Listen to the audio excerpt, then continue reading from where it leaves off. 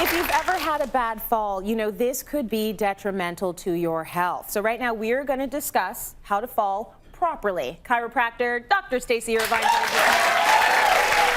love that we're talking about this.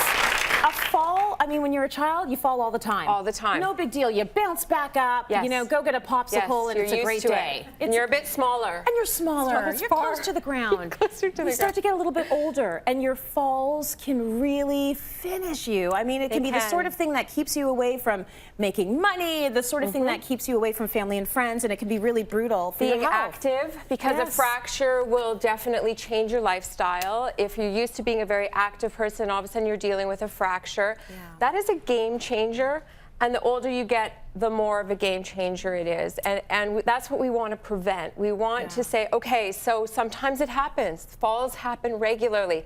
How do you do it properly? Because you forget from when you were a kid to being an adult. That's right. So let's talk a little bit about how preventing a fall could help the healthcare system even, because a lot of people are going into hospitals and to see doctors because of falls. Billions of dollars are spent because of falls, and you know, the main one obviously being hip fractures. We do see that a lot, and it costs our healthcare system a lot. And then we have all the other fractures. Wrist fractures are very common with falls that just happen outside on the street.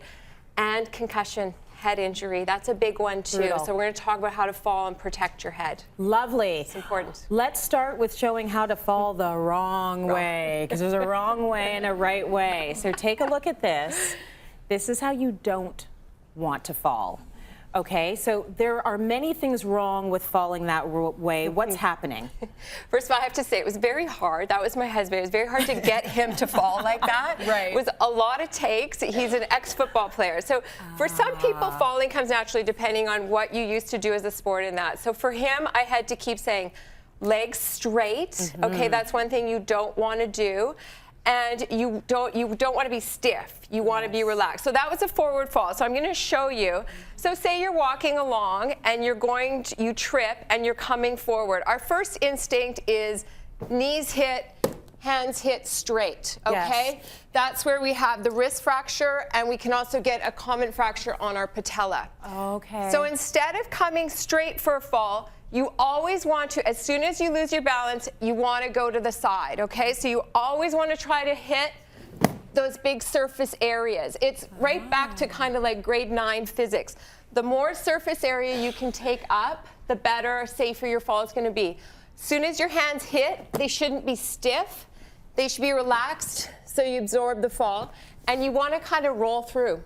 Okay, you so take that's that interesting. momentum and you just kind of roll through it. Yeah. If it's concrete, it's not going to feel good, but it's going to prevent a fracture. See, I would not have thought goal. of that, but this surface area that you have, like this area of your leg, this can take a lot more, or even the back here, hamstring, bum, glutes, hamstrings are the best. That can take so much more impact than, say, a wrist or a knee. Yeah, a wrist, knee, and then, like we said, talking about protecting your head. Yes. So you always want to, when you're going to fall, never face first, turn your head to the side. Turn your head. Okay, so that we're protecting it and kind of tucking your chin, which is very important. We'll do the back fall.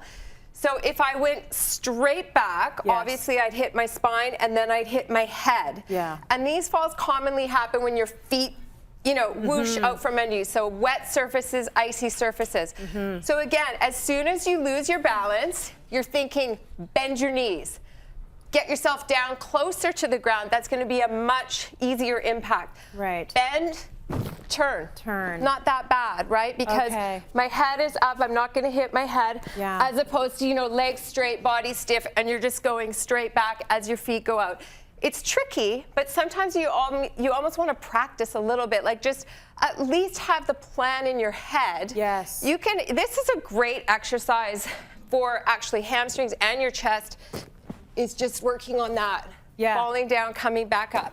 That was going to be my next question for you, because what happens is you've slipped on ice and you panic. You trip over carpet and you panic. Yes. And your body tenses. Yes. Because you're scared and you're going down and you know this is going to be bad. Yep.